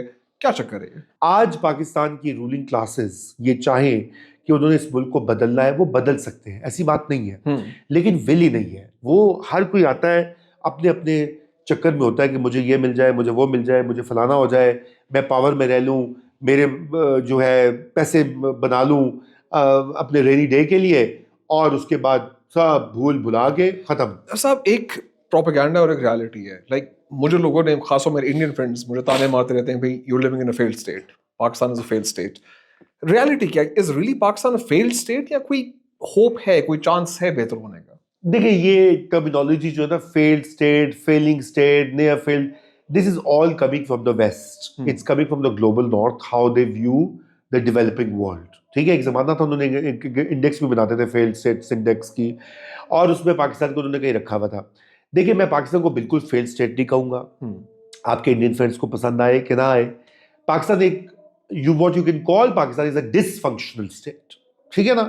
डिसफंक्शनल से मुराद ये कि it is not functioning to its capacity, it is not aligned with the needs of its people. जो उसके अवाम है, स्टेट लोगों के बगैर कुछ नहीं होती। हमारा डेफिनेशन है कि जी स्टेट होती है मिलिट्री, ब्यूरोक्रेसी, पार्लियामेंट, लेकिन अवाम कहाँ है? असल जो स्टेक होल्डर और जो असल स्टेट के ओनर्स होते हैं वो अवाम होते हैं। यही पाकिस्तान का कॉन्स्टिट्यूशन बताता है। तो if state is not aligned with people's aspirations, people want development, prosperity, welfare, progress. State wants danda, control, इस तरह की पॉलिसी। यानी कि लोग कुछ और चाहते हैं। अब मैं आपको एग्जांपल देता हूँ। ये फेल्ड स्टेट का बड़ा मंत्र होता था, आपको याद होगा 90s में, तो बहुत ज्यादा था जी कि मर गए, लुट गए। देखिए, 2008 में पीपीपी की गवर्नमेंट आई, ठीक है ना, उससे, और पीपीपी की गवर्नमेंट ने एक प्रोग्राम स्टार्ट किया, Benazir income support program, cash transfers program. ठीक है, कि हमने गरीब लोगों को टारगेट करके उनके घरों में जो औरतें हैं उनको कैश देना है, जो कि पॉवर्टी लाइन से नीचे है, या एक स्टैंडर्ड पॉवर्टी, जो ऑफिशियली पुअर है। अब लोगों ने कहा ये कैसे होगा, यहाँ तो बड़ी करप्शन होती है, यहाँ तो पैसे जाया हो जाएंगे। अब यही स्टेट का पोस्टल सिस्टम जो है वो यूज हो रहा है। NADRA, the national data registration authority, वो उसका डेटा यूज हो रहा है। यही स्टेट सर्वे कराती है, और इस वक्त 10 से 11 मिलियन घरानों में कैश जा रहा है। ठीक है ना? उसमें से आप कभी अखबारों में रिपोर्ट्स आती हैं, गलत लोगों को मिल गया है, 20%, 30% हो जाएगी। ये तो बहुत हाई रेट है of delivery compared to many other programs in Pakistan and the world. So it's something that shows कि when state decides, तो ये हमारी रूलिंग क्लास ने कहा कि हमने इनके ऊपर बहुत बर्डन डाला, कुछ गरीबों को तो रखना पड़ेगा, कुछ ना कुछ देना पड़ेगा, नहीं तो ये खड़े हो जाएंगे, रिवोल्ट कर देंगे। तो इसलिए वो इंटरेस्टेड हो गए। ठीक है ना? उन्होंने पॉलिटिकल विल दिखाई तो काम कर रहा है। जब डंडा लगाना था तो स्टेट बिल्कुल होती है। मतलब देखे ना पीटीआई के ऊपर कितना इन्होंने जुल्म किया है। मई ऑफ 22, मई ऑफ 23, अभी ये नवंबर, स्टेट ने फरवरी 24 के इलेक्शंस को मैनिपुलेट किया कि नहीं किया? ठीक है ना? तो मतलब कि स्टेट है ना, ठीक है, it's not a failed state. अगर फेल्ड स्टेट तो ये था कि ग्रुप जो है, पीटीआई का एक ग्रुप जो है, वो आगे खुद इस्लामाबाद में अपनी गवर्नमेंट बना ले। ठीक है ना? और अपना एक आर्मी चीफ, एक जनरल आसिम मुरी बैठा है, वो कहे जनरल फैज को हमारा चीफ है, 2 चीफ्स बैठ जाए, एक पिंडी विच, एक इस्लामाबाद में, तो सिविल वॉर हो जाएगी ना। तो दैट्स व्हाई, सो जहां पे फेल्ड स्टेट होती है वहां पे सिविल वॉर होती है। कॉन्गो, ठीक है, अफगानिस्तान, हंडुरस, ठीक है ना, इराक, लीबिया, ये वो स्टेट्स हैं यहाँ डेसिमेट हो चुकी हैं या फेल हो चुकी हैं। हमें उससे कंपैरिजन नहीं करना चाहिए। We are a functional state, a dysfunctional state. ठीक, we could function better. So we're a functional dysfunctional state. हाँ, बस you कुछ मिला जुला ही है, exactly. सर, अभी आपने इस पॉडकास्ट में बहुत सी ऐसी बातें की हैं which might lead to another assassination attempt on you. Oh God. आपने एक survive किया हुआ है. How was that experience? What happened? देखिए, it was exactly, अब तो 10 साल से ज़्यादा हो गए हैं, और जाहिर बात है कि it was a very traumatic experience. You know, it took me years and years to recover. In fact, part of me is still recovering from that, because उसकी वजह ये थी कि देखिए, वो अटैम्प्ट हुई, मैं तो बच गया, खुशकिस्मत था, अल्लाह का शुक्र है, माँ बाप की दुआएं, बुजुर्गों की दुआएं से काम आई। मगर मेरे साथी जो था वो he died in front of me, you know. So I saw a person dying, you know, and I had another guard with me. He was injured very badly, और मैं वो चीज को I've not been able to forget. I would imagine. और कितने साल तो मैं आया ही नहीं पाकिस्तान जी, में, जी, मैं चला गया था Exile. जी पौने 5 साल तो मैं बाहर रहा, अमेरिका में रहा. मुझे लोग कहते थे मत आओ, मैं खुद भी घबराता था कि कुछ, मुझे कहता कि कहीं मेरी वजह से किसी और को कुछ ना हो जाए, यू नो. आपके साथ तो जो ना देखिए, जो आपकी जिंदगी लिखी होती है, आपकी तकदीर में होती है, when how long or whatever. I mean, I believe in these things कि there's a time when we have to go, so we don't determine that. But किसी और को मेरी वजह से वो अफेक्ट हो तो वो बहुत मुश्किल होता है. लेकिन मसला ये कि मैं जब देखता हूँ कि पाकिस्तान में इतने और लोग उस चीज़ से गुजरे हैं, you know, there are so many missing person families, there are so many other journalists and bloggers and activists who have been targeted. So I feel bad. I feel कि, you know, I'm not the only one and I should not do too much self-indulgence because there's so many other people who have suffered. You're Maybe right. worse. जब आप exile में थे जी. तो you were living outside Pakistan, अपने पाकिस्तान का perspective change हुआ कि पाकिस्तान देखते थे? देखिए, होता है, बिल्कुल होता है. एक तो ये होता है कि आप जरा डिटैच्ड हो जाते हैं, जी. ठीक है ना, तो आप बहुत एक वो 36,000 miles above the sea level और जी. हाँ, आप उसको देखते हैं. ठीक है. लेकिन ये चीज हुई कि देखिए, it was also the time when technology was really blossoming, ठीक है ना. So things like may be आज से 20 साल पहले तो I would be in a different state, but you know with WhatsApp, Skype, and then later Zoom, I was connected in real time. So I continued my work. Like I was editing the Friday Times as a magazine. उसके बाद मुझे Daily Times का editor उन्होंने appoint किया. मैंने वो वहाँ से start किया करना. 2017 में I was not in Pakistan. तो अगर ये technological tools ना होते तो impossible होता. वो तो मुझे याद है, जब मैं पढ़ने के लिए इंग्लैंड गया था तो ज़माने में तो फ़ोन भी बड़ा महंगा होता था. 3 मिनट की 6 मिनट की कॉल होती थी तो आपकी राब्ता ही नहीं होता था. तो अब तो व्हाट्सएप की कॉलें, वीडियोस, डॉक्यूमेंट्स आ रहे हैं, जा रहे हैं, रियल टाइम में बातचीत हो रही है, तो वो होता है. लेकिन देखिए, ज़ाहिर बात है कि आप यू नो, मिक्स फीलिंग होती है. आप you are also angry at what has happened to you. You also nostalgic because you want to be there, and you also concerned because आपके फिर भी loved ones, extended family, friends are there.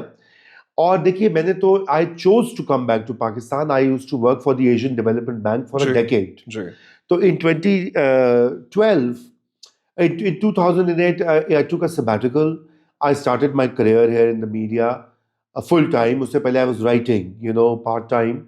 और उसके बाद से फिर ये हुआ कि मैंने ADB से मैं गया वापस Manila. And then I said, okay, I was doing okay in Pakistan. I have many opportunities. People are following me. People are listening to me. I get a lot of feedback, especially from young people whom I want to influence and engage with. So I thought maybe I should choose this path. So I decided and I quit a very comfortable and secure job. आपने civil service की बात की थी, उससे भी बेहतर होती है in terms of perks and privileges. तो I quit that. आपने elite का बात की थी ना, तो ये भी एक elite. तो आपको मैं ये भी बावर करा दूं कि दोनों एलिटिस्ट चीजें मैंने छोड़ दी, ठीक है ना. अच्छा, इसलिए कि to follow my passion, and I came back and I built a life which was according to my liking, my ideology, what I want to do, and I was very happy that you know very few people have the privilege to construct a life what they aspire for. And I thought that, you know, maybe that's what I aspired for. I wanted to be a writer. I wanted to be in the public domain. I wanted to engage with people. I wanted to make a change. Right. कुछ करूं, you know. आपको civil service में आपको बताया था, मैं इसलिए गया था कि भाई मैं मुल्क बदलना, मुझे पता है सिस्टम बदलना, सिस्टम नहीं हो सका. मैं कहा चलो बाहर से बैठ के करेंगे, ठीक है ना. आपको आजादी भी होती है, ठीक है ना. You can say, you can criticise, you can, you know, शोर मचाते हैं. लेकिन नहीं हुआ. और फिर वो, so obviously that was very depressing in a way, because आप सब कुछ, और फिर you know, आप सब कुछ छोड़ के you doing well as well in your country. ये नहीं है कि आप देखें ना, बहुत सारे migrants जो होते हैं वो इसलिए जाते हैं कि to make a better living. They want a higher salary, पैसे जमा करने हैं, अपने बच्चों के लिए करने हैं, अपने खानदान के लिए करने हैं. अब अल्लाह का शुक्र था कि मैं तो I was doing okay. I mean more than okay actually. I shouldn't brag, but I was doing rather well. और वो उस चीज से निकलकर आप दोबारा से वहां पहुंचे और स्क्रैच से वहां पे आप तो रहे हैं वेस्ट में, वेस्ट में कोई नहीं इसकी परवाह करता कि आप पाकिस्तान में 30 मार खान है कि 10 मार खान है। वो कहते चलो जी जाओ काम करो and start afresh, right from the scratch. And that's what I did. So I rebuilt a whole life. So for 5 years I was dealing with my trauma. I was trying to remain engaged. I was trying to stay positive. And one thing I should highlight, it's very easy to fall into a depression. It's very easy to fall into a cynical state where अभी बहुत से लोग बैठ के वो पाकिस्तान बैठते हो गालियां देते हैं, पाकिस्तान ऐसा है जी, ये मुल्क तबाह हो गया है, निकले यहाँ से, इस मुल्क को छोड़ो, जिंदा भाग, ये वो वगैरह वगैरह। आई नो द सेंटिमेंट, मैं गुजरा उससे, लेकिन वो एक अच्छी चीज नहीं होती। इवन जो आपने टर्म यूज किया एग्जाइल, तो मैं वहां था तो मुझे बहुत इस तरह की दावतें आती थी to speak here, an exile journalist, an exile writer, exiles, वो लैटिन अमेरिका के एग्जाइल्स, साउथ एशिया के एग्जाइल्स। वो मैंने शुरू में तो किया, but I hated that because वो एक अजीब लेबल लग जाता है माथे में ना, I am an exile, hey I am an outcast, hey I am a persecuted, you know, because I don't want to play the victim. I have always wanted and I always feel कि हमारे पास ये capacity है, इंसानों के पास, इंसानों को अल्लाह ने अशरफुल मखलूकात पैदा किया है अकॉर्डिंग टू हमारा जो दीन है, हमारा ईमान है, इस्लामी टच। मैंने कहा जरा यूज कर लूं आपके पॉडकास्ट में। नहीं तो, सर हमारे पॉडकास्ट में सिर्फ सेकुलर टच आ रहा है। ठीक है ना, नहीं इस्लामी टच भी होना चाहिए। और अशरफुल मखलूकात is that we are a superior living being, that we have a mind, we have intellect, right? So using that, you can take charge of your life. So I said, I'm going to take charge of my life. I will not give up. If something has happened, bad has happened, maybe the perpetrators will be punished. Maybe they will not be. यहाँ पे तो भुट्टो को मार दिया, जिन्होंने मारा 40 साल के बाद उन्होंने माफी मांगी है। बेनजीर भुट्टो को सड़क पे शहीद कर दिया, अभी तक पता नहीं लगा, किसी ने नहीं पता लगा कि हम किस खेत की मूली। सलमान तासीर का आपने जिक्र किया, वो उसको तो चलो सुप्रीम कोर्ट ने दे दिया, लेकिन जो उसकी माइंडसेट है, मुझको कादरी ने नहीं मारा था, सलमान तासीर को एक माइंडसेट ने मारा है। वो माइंडसेट माशाल्लाह थ्राइव कर रहा है, ठीक है ना। तो बात ये कि ये one has to be realistic as well. तो इसलिए मुझे ख्याल आया कि I can not really give up. So I said I am not going to give up, I'm going to stay positive. I'm not going to abuse my country. सही कि मैं हर वक्त गालियां, ठीक है मैं क्रिटिसाइज करूंगा, मैं यहाँ भी करता था वहां भी करूंगा, लेकिन मैं ये नहीं कहूंगा कि जी ये इस मुल्क को तबाह कर दो, इसके ऊपर बॉम्ब गिरा दो, इसका IMF का प्रोग्राम बंद कर दो, इसके ऊपर एटम बॉम्ब गिर जाना चाहिए, इसकी फौज को ये हो जाना चाहिए, इसकी ब्यूरोक्रेसी को हो जाना चाहिए। बाय आई मीन मेरे माँ बाप रहते हैं यहाँ पे, मेरे दोस्त रहते हैं, मेरे अजीज दोस्त रिश्तेदार जिनसे मैं, और मेरे लोग। I love my country people. मतलब you know, for an average Pakistani, to me is very precious and valuable, and his or her life is, and I've been doing that for 20 years now. You know, I've been speaking for their rights, for the rights of the minorities and the majority, and I don't want to give up on my. So I did that, and then I said I will go back as well. Of course, it took a lot of courage, a lot of dealing with people. You know, I spoke to my friends, you know, मेरे batchmates थे civil service में, उनसे मशवरा किया, और लोगों से कि भाई मैं आ जाऊं, सिक्योर होगा कि नहीं होगा, वगैरह वगैरह। शुरू में तो मैंने गार्ड भी हायर किया, प्राइवेट सिक्योरिटी गार्ड, ठीक है ना। वो इतना हवा था 1 साल। तो जब मैं आया पहली बार आफ्टर ऑलमोस्ट 5 years, तो फिर आई गॉट अ गार्ड। फिर ऐसा ऐसा मैंने वो भी कर दिया। मैंने कहा ठीक है, यहाँ पे तो किसकी जिंदगी जो है आसान है, बट ये कि it was a very revealing experience. But of course रगड़ा लगा वहां पे। I had to rebuild now, so I built a new career for myself. I teach now for 10 years। I have been teaching at several universities. I am a full time professor, ठीक है ना। So which was also good because I wanted to do something new. I always हर 10 साल के बाद मुझे भी वो तकलीफ होती है कि नया काम करना चाहिए। तो वो अल्लाह की तरफ से वो हो गया, या हालात ने, या जो भी आपका डेस्टिनी, किस्मत, whatever. And I did that and I value that right as well. Sir, इसी सिलसिले में अगर आप पाकिस्तान के यूथ, पाकिस्तान के यंग लोगों के लिए कोई मैसेज देना चाहें, एंड मोर इम्पोर्टेंटली इंडिया के यंग लोगों के लिए कोई मैसेज। देखिए, इंडिया, पाकिस्तान, बांग्लादेश के यंग लोग मेरे लिए एक है। मैं आपको एक बात ये बताऊं कि जब इंडिया की बात करते हैं ना पाकिस्तान में, आई नो कि लोग उस पर बहुत खफा होते हैं मुझसे। मेरी जब बुक आई थी पहली, दिल्ली बाय हार्ट, आज से आज से 12 साल जी पहले, जी 2013 में वो आई थी। और लोगों ने पढ़ती, लोग तो नाम पढ़ते हैं, वो कहते हैं अच्छा जी दिल्ली पे क्यों किताब दिल्ली लिखी में है, क्यों किताब लिखी? पाकिस्तान में क्यों नहीं लिखी, राइट, कराची में नहीं लिखी, लाहौर पे नहीं। मैंने कहा भाई मैंने, मेरी मर्जी है मैं जिस पर लिखूं, ठीक, क्योंकि मेरे नजदीक मेरा ये कंसिडर्ड व्यू है। और तीन, मैं आपको ये यूथ से पहले मैं आपको बात बता रहा हूँ, मेरा ये कंसिडर्ड व्यू है कि जब मैं इंसानों की बात करता हूँ, मेरे लिए उसमें बाउंड्रीज और बॉर्डर्स मैटर नहीं करते। वाह, अगर इंडिया में कोई बैठा है, कोई यहाँ बैठा है, मेरे लिए वो बराबर है, इंसान है, उसकी इंसानियत is is a priority before anything else. मेरे लिए लोगों का मजहब मैटर नहीं करता, कोई हिंदू है, क्रिश्चियन है, एथियस्ट है, शिया है, सुन्नी है, नहीं है, जो भी है, ठीक है ना, इट डजंट मैटर। क्या बिकॉज आप अपने आप को सेक्युलर कहेंगे? मैं अपने आप को बिल्कुल, मैं अपने आप को प्राउडली, देखिए सेक्युलर मैं कहूंगा in the true south Asian sense. एक वेस्टर्न सेक्युलरिज्म है, जैसे फ्रेंच सेक्युलरिज्म है, वो कहते हैं कि मजहब को दूर कर दो, निकाल दो सब चीज से। साउथ एशियन सेक्युलरिस्ट आइडिया है कि सब मजाहब को रिस्पेक्ट करो। जो अकबर बादशाह मुगल था, उसने एक पॉलिसी स्टार्ट की थी, सुलह कुल। उससे पहले भी हमारे यहाँ रहे हैं, मसलन Ashoka was a great emperor, he unified India, he converted to Buddhism, ठीक है ना, पीस की उससे बात, टॉलरेंस की बात की थी। हमारे यहाँ हमारे सेक्युलरिज्म का मतलब होता है कि टॉलरेंस, आपका कोई और मजहब है, मेरे लिए आप बराबर है, मेरा मजहब नहीं है तो मैं ये नहीं कहूँगा आप मुझसे मुख्तलिफ है तो मैं आपको नीचा करूंगा या मैं आपकी पूजा करूंगा। No, so in a South Asian secularist sense, yes I am a secular person.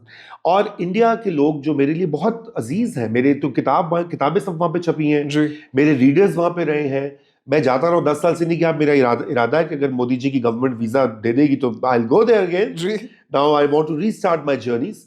और मेरे लिए इस तरह दुनिया के हर लोग जो हैं वो बराबर है, इसलिए मैं एडजस्ट भी हो गया अमेरिका में, क्योंकि मैंने वहां पर मुझे कभी रहने का इत्तेफाक नहीं हुआ था, it was my sisters live there, तो इसलिए मैं वहां गया था, मेरी फैमिली थी। लेकिन मैं वहां गया हूं तो मेरे लिए, मैं नहीं वो तखसीस नहीं करता। और मैं समझता हूं कि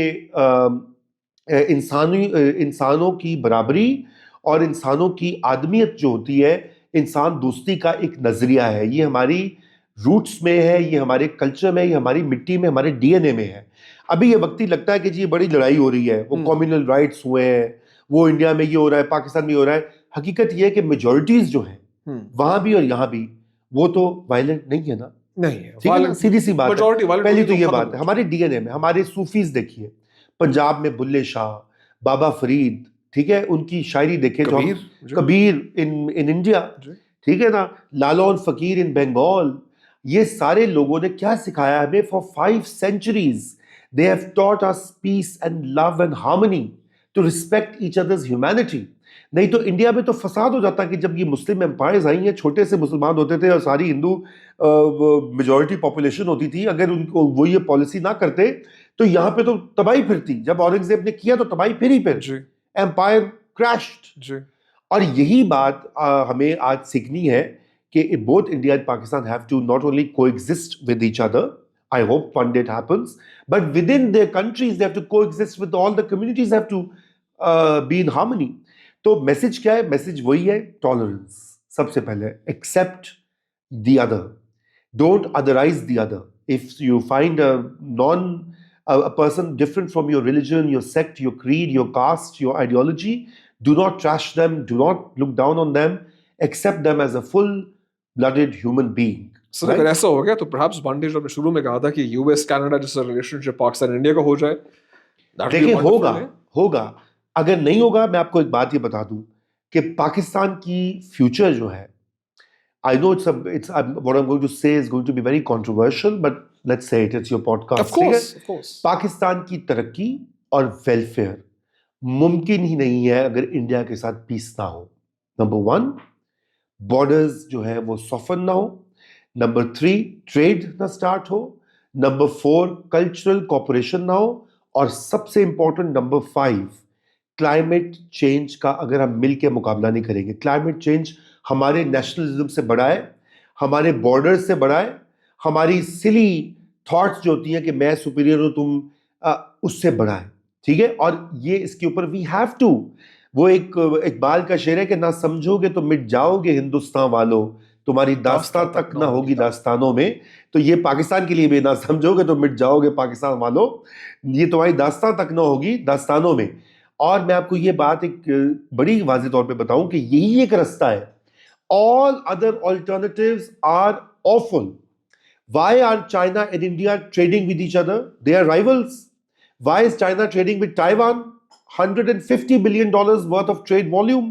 Why is the US trading with China? वो उसको compete कर रहा है, उसको नीचा दिखाने की कोशिश कर रहा है, ट्रेड जारी है। बिजनेस है साहब, करना तो है। हाँ, तो ये बात यहाँ पे क्यों नहीं समझ आती पाकिस्तान में? यहाँ पे वो लोग कहते हैं, वो आप ट्रेड की बात करते कहते हैं आप मुल्क को बेचना चाहते हैं, आप इंडियन हेजेमनी एक्सेप्ट कर रहे हैं, आप ट्रेटर हैं, आप फलाने हैं, धमाके हैं, बुलशिट।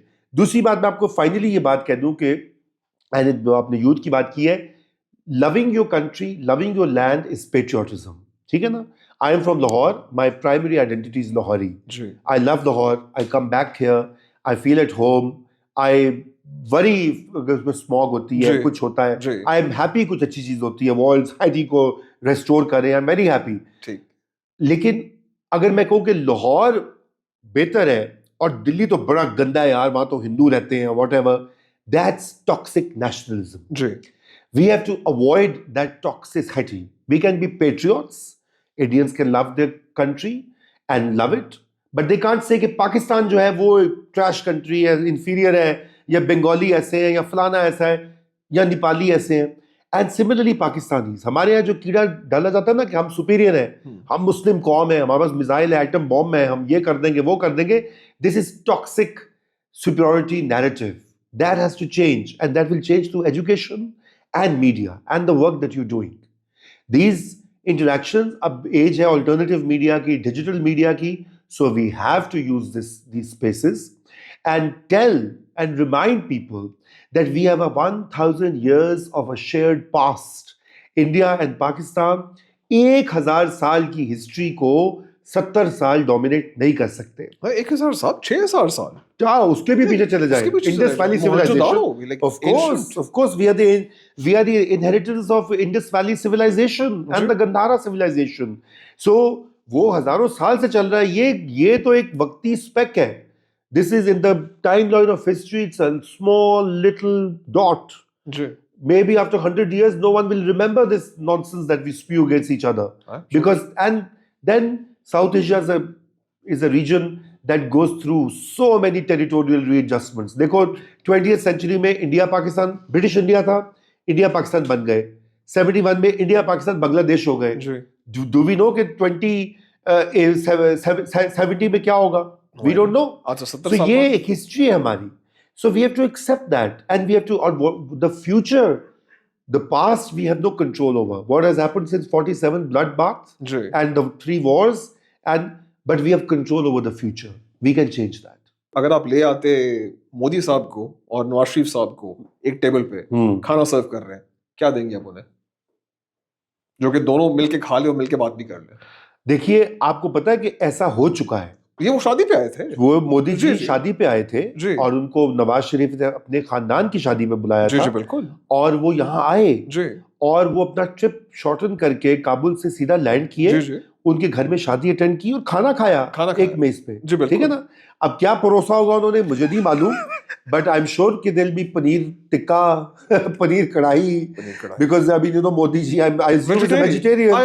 हाँ, एंड द थिंग इज कि हमारे भी देखें, ये इंडिया में बड़ी गलत फहमी है कि वो मुसलमान जो ना वो सारे ही गोश्त खाते हैं। पहली तो ये बात है कि पाकिस्तान की मेजॉरिटी और इवन इंडियन मुस्लिम्स की majority can not afford meat. Mutton is out of their reach, ठीक है? तो they also eat dal and sabzi, let's face it. Even in our homes, and you know Usman, right, in our homes we don't eat, मतलब we don't start our day with mutton biryani और निहारी। आलू पालक खा रहा हूं, ठीक है, आलू पालक, मतलब these are things we cook, you know, a few times in a week, weekends पे और special occasions पे, शादियों पे। लेकिन हमारा रहन सहन तो बिल्कुल एक है। देखिए, ये भी आपको पता है कि ये सारे खाने खिचड़ी इंडस वैली हड़प्पा सिविलाइजेशन में जो है वो बनती थी। ये दाल और चावल का। आज हमारे घरों में खिचड़ी रोज बनती, कल मेरे घर में बनी हुई थी, मैंने खिचड़ी खाई है। तो बात ये कि ये सारे माइथोलॉजीज हैं, मिसकंसेप्शंस हैं। और क्या उनको खिलाएंगे? मेरे ख्याल से सबसे पहले तो उनको कुछ वो क्या कहते हैं, peace cola. What is the peace cola? Kool-Aid, ठीक है ना? Give it to Modi ji and give it to वो शहबाज शरीफ. अब तो नवाज नहीं है. जी जी जी. उन दोनों को पिलाए, उनसे कहे यार ठंडे हो जाओ, थोड़ी सी बातचीत करो. और पाकिस्तान की गवर्नमेंट और इस्टेब्लिशमेंट को चाहिए कि after all these 4 miserable experiments, जी. 4 जंगें लड़ी, जी. कश्मीर नहीं मिला. नहीं मिला. ठीक है ना? नहीं मिलना है. अच्छा, और कोई चांस नहीं लग रहा कि मिलने का. ठीक है, इसलिए प्लीज कश्मीरियों को सुकून से जीने दें, उनको फैसला करने दें. और इंडियन यूनियन में वो वहां रहना चाहते हैं या नहीं रहना चाहते, वो उनका काम है. ठीक है, हमारा ये काम है उनसे सॉलिडारिटी करें. अगर उन पर जुल्म हो रहा है, उनको मजल किया जा रहा है, we can raise our voice. ठीक. But we don't have to send jihadis. We don't have to go and fire at Indian army. We can't, because we tried. जी. And we failed. Ji. And we sacrificed our own welfare Ji. for this whole cause. जी. So it has to get over, and we have to get over this whole hangout. Thank you so much, sir. Thank Very you. kind. I really appreciate your visit. Thank you Likewise. so much.